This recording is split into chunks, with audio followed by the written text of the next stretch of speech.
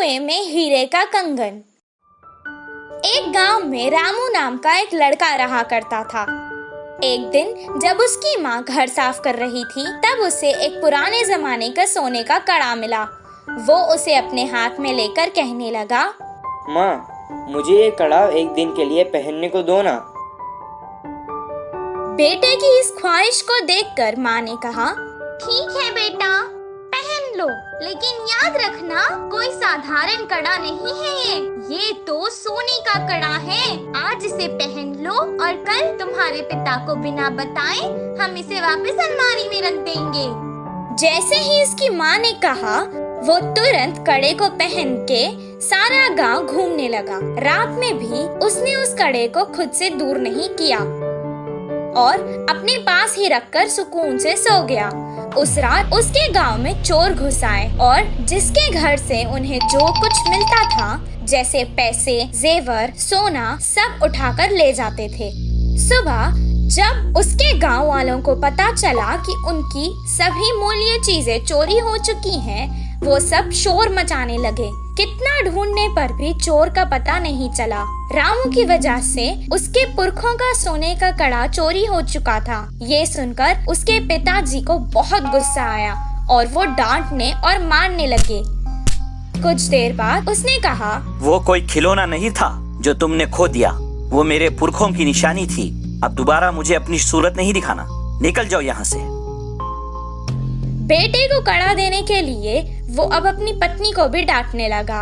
वहीं रामू अपने पिता से मार खाकर बहुत दुखी होकर घर से रोते रोते निकल गया। पास के बगीचे में जाकर एक बड़े पेड़ के नीचे रोता हुआ वो बैठ गया।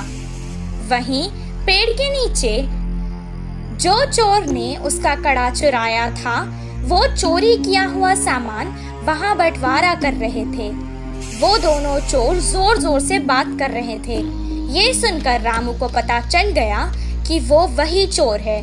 वो धीरे से वहां से उठा और कुएं के पास जाकर कुएं में देखकर रोने लगा और कहने लगा कि उसके हीरों का कड़ा कुएं में गिर गया है। उसके रोने की आवाज सुनकर चोर उसके पास आए और रामू से पूछने लगे कि वो क्यों रो रहा है।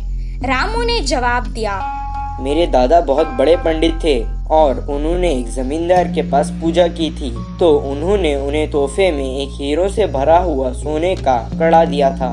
वो कड़ा मैं मेरे घर वालों को बिना बताए पहन कर आ गया था और यहाँ आकर खेल रहा था और अचानक मेरे हाथ से वो कड़ा फिसल कर गिर गया था। जब मैं उस कड़े को हाथ लगाता था तब भी वो मुझे डांटते थे और अगर मैं उन्हें बताऊंगा कि मेरे हाथ से वो कुएं में गिर गया तो वो मुझे मार देंगे।